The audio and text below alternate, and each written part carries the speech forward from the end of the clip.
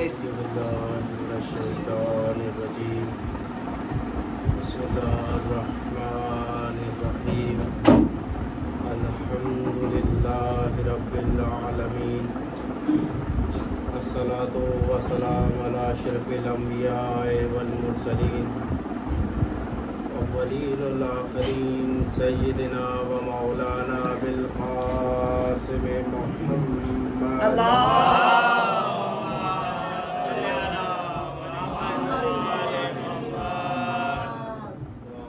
الطيبين الطاهرين المعصومين المظلومين المنتجبين المنتخبين ولعنة الله على أعدائهم أجمعين أما بعد فقد قال الله في كتاب المحكم الحكيم بسم الله الرحمن الرحيم وممن خلقنا أمة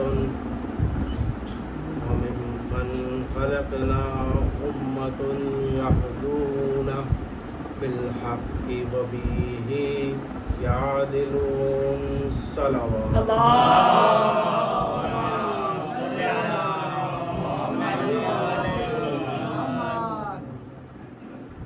چودہ سو سینتالیس ہجری کا آخری سورج کل غروب ہو چکا اور افق عالم پر 1448 ہجری کی پہلی محرم کا چاند شروع ہو چکا ہے۔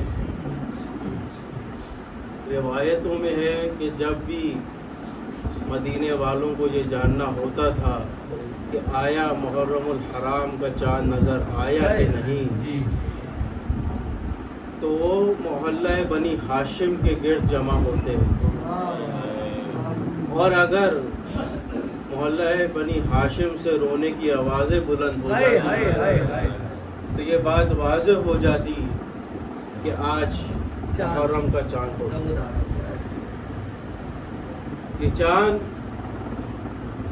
ہو سکتا ہے کہ بہت سے افراد کے لیے خوشی ہو، کچھ لوگ مبارکبادیں دے رہے ہوں، آپس میں مٹھائیاں بانٹ رہے ہوں اور یہ دعا کر رہے ہوں کہ پروردگار ہمارا اب آئندہ آنے والا سال خوشیوں سے بھر جائے، برکتوں سے بھر جائے، نعمتوں سے بھر جائے۔ مگر محمد و آل محمد کے چاہنے والوں کا یہی تہذیب رہی ہے کہ جب بھی چاند محرم کا دیکھا اور یہاں پہ فرش ازا بچھی، اور حق بھی یہی ہے، لوگ چاند عید کا چاند دیکھ کے تو عید مناتے ہیں، بقرعید کا چاند دیکھ کر 10 دن کے بعد بقرعید تو مناتے ہیں، حضرت ابراہیم حضرت اسماعیل کی یاد تو مناتے ہیں، حج بھی کرتے ہیں، جانور لا کے ذبح بھی کرتے ہیں۔ بھائی حضرت ابراہیم کی یاد منانا بہت اچھی بات ہے، سنت ہے، لیکن اگر آپ وہ یاد نہ منائیں، اگر آپ کے پاس اتنا نہیں ہے کہ آپ حج پر جا سکیں، اگر آپ کے پاس اتنا نہیں ہے کہ آپ بقرعید کے دن بکرا یا گائے لا کے ذبح کر سکیں، تو حضرت ابراہیم آپ کا گلا نہیں پکڑیں گے۔ حضرت میں توجہ چاہ رہا ہوں، تمہیدی گفتگو ہے اور مجھے ایک منزل کے اوپر جانا ہے۔ آپ کا گلا نہیں پکڑا جائے گا، لیکن کہاں پکڑا جائے گا گلا؟ آپ شریعت محمدی میں بیٹھے ہیں۔ سنت ابراہیمی پہ تو شاید آپ کو چھوٹ مل جائے اور یقینی مل جائے گی، لیکن اگر محمد و آل محمد کے چاہنے والوں نے یا اس امت کے کسی فرد نے محمد کے نواسے کا غم نہ منایا تو پھر کیا جواب دیا جائے؟ پوچھیں گے رسول خدا کہ میرا بیٹا شہید ہو گیا، میرا نواسا شہید ہو گیا، تم کیا کر رہے تھے؟ کیا تم خوشیاں منا رہے تھے؟ کیا تم فرش ازا بچھا رہے تھے؟ جان گرامی، گفتگو میں یہیں پہ روک کر اپنے موضوع کی طرف بڑھ جاؤں گا کہ یہ تہذیب ہے کہ میں یہاں پہ گفتگو سن رہا تھا کہ فجر کے بعد سے ہی مجالس شروع ہو گئی ہیں، اور یہ حقیقت ہے۔ مختلف علاقوں میں، انچولی میں، جعفریہ میں، رضویہ میں مجالس شروع ہو چکی۔ یہ سلسلہ کیوں ہے؟ یہ سلسلہ اسی لیے ہے کہ ہم دیکھیے اگر آپ کو پورے سال کا رزق لینا ہے تو ان 10 دن فرش ازاں پہ آ جائیے۔ ہم نے اپنے 10 دن، ان 10 دنوں کے اندر پورے سال کی برکتیں یہاں سے لینی ہے، پورے سال کی نعمتیں یہاں سے لینی ہے، پورے سال کا رزق یہاں سے لینا ہے۔ دیکھیے رزق صرف یہ نہیں ہوتا کہ میں دن کی 2 وقت کی روٹی کھا لوں، حضور رزق یہ نہیں ہے کہ میں دن کی 2 وقت کی روٹی کھا لوں، صبح اچھا ناشتہ کر لوں، دوپہر کا کھانا کھا لوں، رات کو میں 2 روٹی کھا لوں، یہ نہیں ہے رزق۔ رزق اولاد بھی ہے، رزق علم بھی ہے، رزق اچھا کام بھی ہے، رزق یہ بھی ہے کہ آپ گناہوں سے بچے ہوئے ہیں، یہ ہے رزق۔ بس عزیزان کرام، میں نے اپنے سرنامہ کلام میں جس آیت تلاوت کا شرف حاصل کیا اور آپ نے سماعت کا شرف حاصل کیا، یہ سورہ اعراف کی آیت نمبر 188 181، ترتیب تلاوت کے حساب سے یہ سورہ 7واں ہے۔ اعراف کہتے ہیں بلندی کو، اور جس آیت کا میں نے تلاوت کا شرف حاصل کیا، پروردگار کہہ رہا ہے کہ ہم نے اس امت میں چند ایسے لوگوں کو پیدا کیا کہ جو ہدایت کرتے ہیں حق کے ساتھ، اور حق کے ساتھ ہی کیا کرتے ہیں؟ عدل کرتے ہیں۔ یعنی کہ دیکھا گیا کہ یہاں پہ 2 موضوع ہیں، ایک ہے ہدایت کا موضوع، ایک ہے عدل کا موضوع۔ پڑھا لکھا مجمع ہے، پہلی بار اتفاق ہو رہا ہے کہ علی بستی گولی مار کے اندر مجھے اشرا پڑھنے کو ملا۔ البتہ شاولاد مارگاہ میں اس سے پہلے 2 مجالس پڑھ چکا ہوں، تھوڑا بہت مجھے یہاں کے لوگوں کے مزاج کا اندازہ ہے، لیکن انشاءاللہ 1-2 دن کے اندر آپ میرے مزاج سے اور واقف ہو جائیں گے، میں آپ کے مزاج سے واقف ہو جاؤں گا۔ لیکن مزاج وہ نہیں ہے، ہمیں پتہ ہے کہ ہمیں کس چیز پہ جمع ہونا ہے۔ ہماری محفلیں، ہماری مجلسیں کسی بات پہ جمع ہو جاتی ہیں کہ ہم علی کا ذکر کرنے آئے ہیں۔ کیا بات ہے، سبحان اللہ۔ اور دیکھیے مزے کی بات کہ جس آیت کا میں نے انتخاب کیا، اس کے اندر ہدایت بھی ہے، اس کے اندر عدل بھی ہے۔ اب میں بتاؤں گا کہ میں نے اس آیت کو کیوں چنا۔ دیکھیے ہدایت کون کرتا ہے؟ ہادی۔ ہادی کون ہے؟ ہادی وہ شخص ہے کہ جو پروردگار کی طرف سے منتخب ہو کر اس دنیا میں ہماری ہدایت کے لیے آیا۔ اب وہ نبی بھی ہو سکتا ہے، رسول بھی ہو سکتا ہے، ایسا ہی ہے۔ 1,24,000 پیغمبر آئے، جن میں 313 رسول ہیں۔ میں اپنے نوجوانوں کے لیے ایک ذرا سی ڈیفینیشن کر دوں کہ نبی اور رسول کے اندر فرق کیا ہے۔ دیکھیے نبی وہ ہوتا ہے کہ جو پہلے سے آئی ہوئی شریعت کو کنٹینیو کرے، لیکن رسول وہ ہے جو کہ نئی شریعت لے کے آئے۔ یعنی کہ 313 شریعتیں آئیں، جب ایک شریعت آئی پھر جب دوسری شریعت آئی تو پہلی شریعت منسوخ ہو گئی۔ اس طرح سے 312 شریعتیں منسوخ ہو چکی، اب 313ویں شریعت رسول خدا کی شریعت چل رہی ہے۔ بھئی یہ 313 کا انتخاب بڑا عجیب ہے کہ 313 شریعتیں، پہلے 312 شریعتیں منسوخ ہوئی، 313ویں شریعت چل رہی ہے، اور آپ کے وقت کے امام کو بھی 313 ہی چاہیے۔ جانے گرامی، ہدایت نبی بھی کر رہا ہے، رسول بھی کر رہا ہے۔ حمیدی گفتگو ہے، پھر اس کے بعد انشاءاللہ 2 تاریخ اور 30 تاریخ کو تسلسل بن جائے گا۔ اور آپ میرا جو موضوع ہے، میں موضوع اپنے نوجوانوں کو، بزرگوں کی میں دعائیں لینے آیا ہوں۔ میرا موضوع ہے جناب علی کی زندگی۔ اور زندگی کیسی؟ اب زندگی میں شجاعت بھی ہے، بہادری بھی ہے، عدالت بھی ہے، فصاحت بھی ہے، بلاغت بھی ہے، سب کچھ ہے، لیکن مجھے جو بات کرنی ہے وہ عدل سے کرنی ہے، عدالت سے کرنی ہے، مجھے ہدایت سے کرنی ہے کہ آیا مولا علی ہدایت کیسے کر رہے ہیں، عدالت کیسے کر رہے ہیں۔ جانے گرام بات آپ لوگوں تک اگر پہنچ رہی ہے تو میں آگے چلوں، ایک صلوات کا سہارا لیجیے۔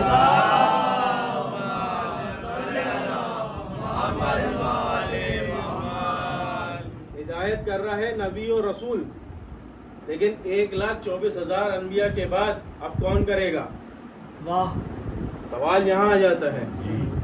اب لوگ کہتے ہیں کہ جو اچھے افراد ہیں امت کے وہ کریں گے، جو سچے افراد ہیں وہ کریں گے۔ ٹھیک ہے، مان لیا اچھے افراد، سچے افراد، حق پر رہنے والے افراد، تو بھائی آپ نے تو ڈیفینیشن بتائی ہے، ان ڈیفینیشن پہ اترنے والا کون ہے؟ ان ڈیفینیشن کے اوپر اگر کوئی اتر رہا ہے تو وہ کون ہے؟ اب لوگ کہیں گے کہ بھائی فلاں صاحب بڑے اچھے تھے، وہ کریں گے ہدایت۔ بھائی سارے سچے ہدایت کے قابل نہیں ہوتے، ہدایت کرنے کے قابل نہیں ہوتے، ان کو تو خود ہدایت چاہیے ہوتی ہے۔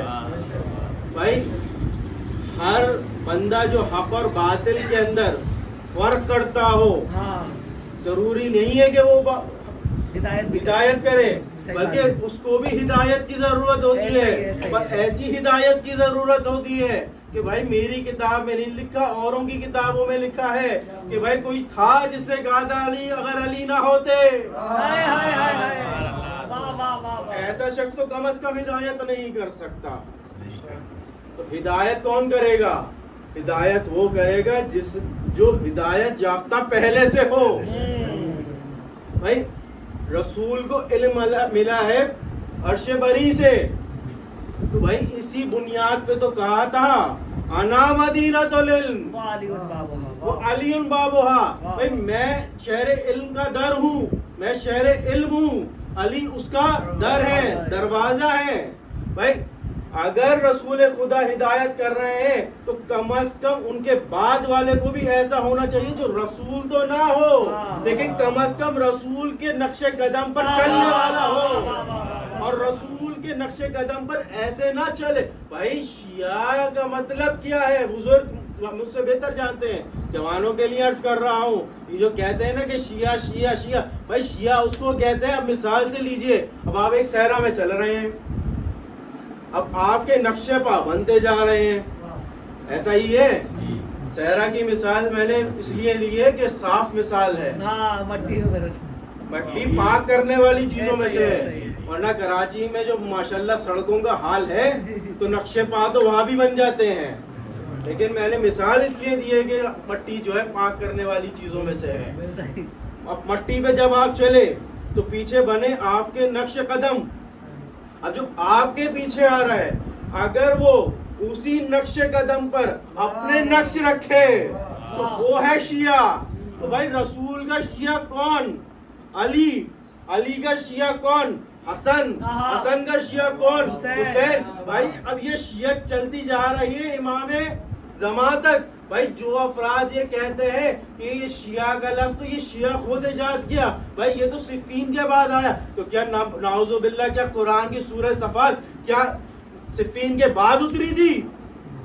بھائی سورہ صفات میں کہہ رہا ہے پروردگار کے نوح ابراہیم کے شیعوں میں سے ہے۔ ایسا ہی ہے بھائی، جو قرآن شیعوں کی تعریف کر رہا ہو تو صفین کے بعد کیسے شیعہ آ گئے؟ بھائی شیعوں کی ڈیفینیشن تو بہت پہلے سے موجود تھی۔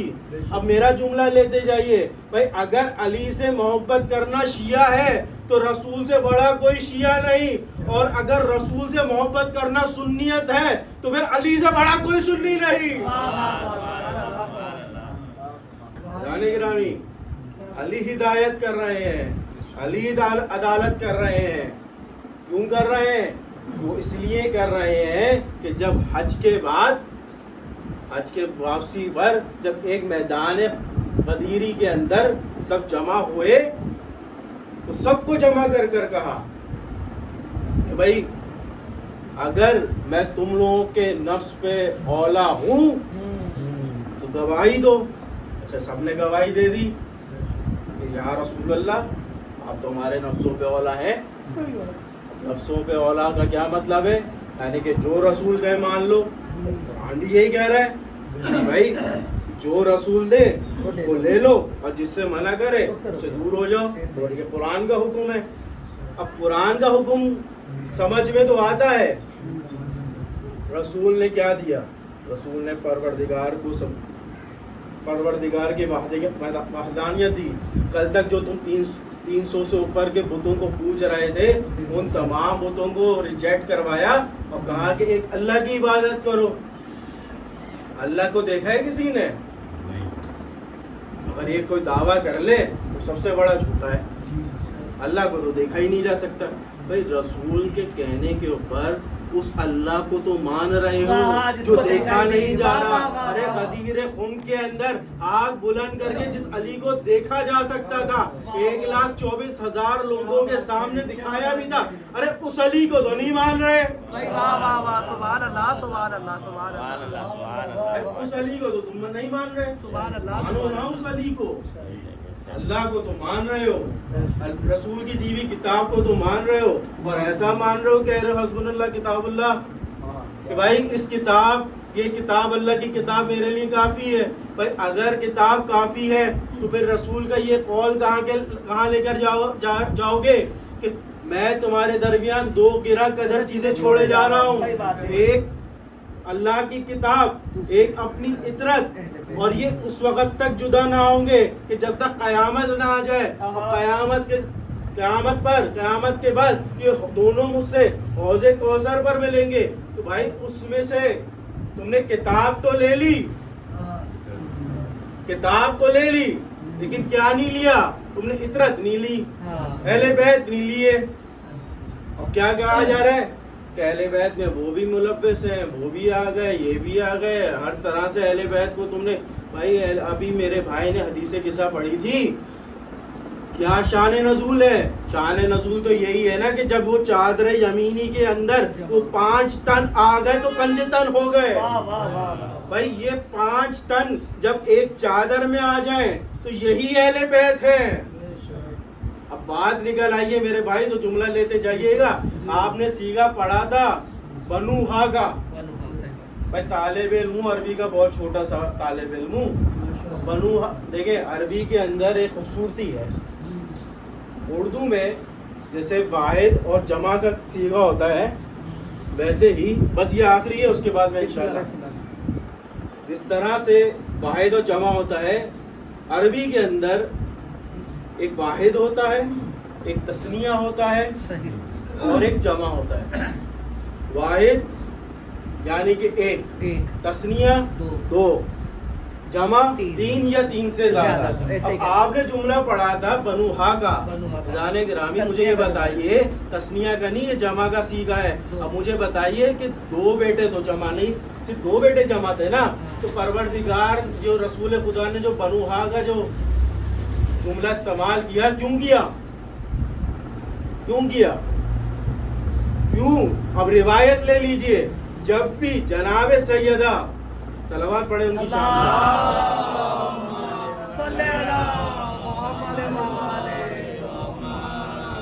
جب بھی جناب سیدہ رسول خدا کے سامنے آتی تھی, رسول خدا ان کے ماتھے کا بوسہ لیا کرتے تھے. اور جب پوچھا کرتی تھی جناب سیدہ کہ اے بابا آپ میرے ماتھے کا بوسہ خصوصاً کیوں لیتے ہیں, تو کہتے ہیں کہ مجھے تمہارے پیشانی کے اندر, تمہارے ماتھے میں وہ انوار دکھ رہے ہیں. کیا بات ہے, سبحان اللہ. وہ انوار دکھ رہے ہیں کہ جو بعد میں امامت کا چراغ بنیں گے. تو یعنی کہ اب دیکھیے گا صرف چادر یمانی کے اندر صرف رسول خدا نہیں تھے, جب صرف جناب سیدہ نہیں تھی, صرف علی نہیں تھے, صرف حسن و حسین نہیں تھے, بلکہ وہ انوار بھی موجود تھے جو ان کو ابھی آنا ہے.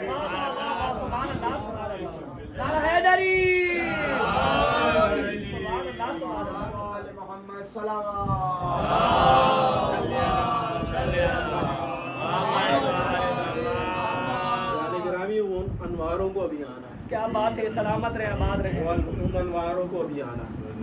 اب آئیے گرامی ہدایت امام حسین جا رہے ہیں کیونکہ آج کا تسلسل اس طرح سے ہے کہ آج مجھے مصائب جو پڑھنے ہیں وہ روانگی کے پڑھنے ہیں، تو اسی حساب سے 2 جملے سن لیجئے، پھر میں انشاءاللہ بسم مصائب کی اللہ طرف۔ بسم اللہ بسم اللہ۔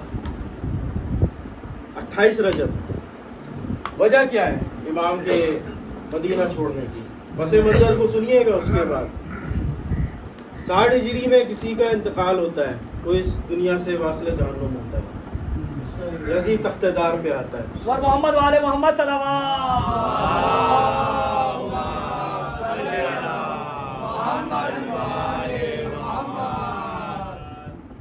اب جب یزید تخت دار پر آ رہا ہے، وہ چاہتا ہے کہ میں بیعت لوں، لوگوں کو گھیروں، کچھ لوگوں کو ڈرا دھمکا کے بھی لیا۔ ایک خط لکھا والی مدینہ کی طرف یزید نے، اور کہا کہ 3 لوگوں سے بیعت لینی ہے لازمی، ایک عبداللہ ابن عمر، ایک عبداللہ ابن زبیر، ایک حسین ابن علی، ان 3 لوگوں کی بیعت لینی ہے۔ میں 2 کے حال نہیں پڑھوں گا، مجھے واسطہ ہے امام حسین علیہ السلام۔ واہ واہ سبحان اللہ، کیا بات ہے۔ جب یہ خط والی مدینہ کی طرف آیا، اس نے حکم دیا کہ جاؤ جا کے حسین کو بلا کر لا۔ حسین ہے مسجد نبوی کے اندر، بیٹھا ہے عبداللہ ابن زبیر صاحب۔ کہا کہ آپ کو والی مدینہ نے بلایا ہے، ولید نے بلایا ہے، دربار چلیے۔ امام نے کہا کہ تم چلو، ہم آتے ہیں۔ ساتھ میں بیٹھا تھا عبداللہ ابن زبیر، پوچھتا ہے امام یہ بتائیے کہ وجہ کیا ہے کہ اس رات کے پہر آپ کو بلایا ہے؟ کہا کہ مجھے لگتا ہے کہ کوئی اس دنیا سے جا چکا اور اب یزید کے بیعت کا وقت ہے۔ عبداللہ ابن زبیر سوال پوچھتا ہے کہ مولا کیا کرنا ہے؟ اب جواب سنیے گا مولا کا، کہ مجھے کوئی خوف نہیں کہ میں اگر بیعت نہ بھی کروں تو مجھے کوئی خوف نہیں ہے، مجھے اپنی جان کا خوف نہیں ہے۔ کیوں کہ امام جب جا رہے تھے مدینہ سے تو اپنے بھائی جناب محمد حنیفہ کو وصیت کر کے گئے تھے کہ اے بھیا میں جا رہا ہوں تو اس لیے جا رہا ہوں کہ میرے نانا کا دین بچ سکے، میں امر بالمعروف کر سکوں ونہی عن المنکر کر سکوں، لوگوں کو اچھائی کی طرف بلاؤں، میں برائی سے روکوں، میں نانا کے دین کو بچانے کے لیے نکل رہا ہوں۔ اب پہنچے ہیں امام حسین اس دربار کے اندر، اب گفتگو چل رہی ہے۔ اب سنیے گا پس منظر، ایک جملہ رہ گیا۔ جملہ یہ ہے کہ جانے سے پہلے 18 بنی ہاشم کو اپنے پاس بلایا، اور ان 18 بنی ہاشم کی کمانڈ تھی جناب عباس کے ہاتھ میں۔ کہا کہ عباس میں اندر جا رہا ہوں، تم اس وقت تک اندر نہ آنا کہ جب تک میری آواز بلند نہ ہو جائے، اور اگر آواز بلند ہو جائے تو سمجھ لینا کسی نے مجھے ضرر پہنچایا ہے۔ اب امام کی گفتگو چل رہی ہے ولید کے ساتھ، کہا کہ بیعت کرنی ہے، کہا کہ اس رات کے پہر میں کیا بیعت کرنا، صبح آؤ اسے جواب لے جاؤ، بس لوگوں کے سامنے جواب لے کے جانا۔ کہا کہ ٹھیک ہے۔ ایک اور شخص بیٹھا ہوا تھا اس شخص ولید کے ساتھ، اور اس شخص نے کہا کہ اے ولید اگر امام آج ہاتھ سے نکل گئے تو پھر ہاتھ نہ آئیں گے، چاہو تو ابھی ان کی گردن اتار لو۔ اب امام نے جملہ سننا تھا، ایک بار پلٹ کر اس شخص کو کہا یا ابن الزرقا کیا تو مجھے مارے گا، کیا تو میری گردن اتارے گا؟ اب یہ آواز کا بلند ہونا تھا۔ ایک بار دارالامارہ کے دروازے کھلے، ارے عباس ننگی تلوار کے ساتھ، ارے دربار میں آتے عباس رکو، یہ مدینہ ہے کربلا نہیں۔ بس میں نے جانے گرامی، یہ ایک مدینہ ہے کربلا نہیں۔ میں کہوں گا مولا یہ مدینہ ہے کربلا نہیں، اے مولا ارے جب عباس کل کو آپ کو میدان کربلا میں آپ سے اس نے جنگ مانگے گا، ارے تب بھی تو آپ روکو گے نا، تب بھی تو آپ روکو گے نا۔ میں نہیں جانتا کس وجہ سے روکا گیا عباس کو، یقیناً کوئی مصلحت امام ہوگی، لیکن جب دربار سے نکلے ہیں نا تو عباس نے کہا اے امام اب کہاں کا ارادہ ہے؟ کہا کہ جانا تو میں گھر چاہتا تھا لیکن مجھے ذرا زینب کے گھر لے چلو، ارے مجھے زینب کے گھر لے چلو۔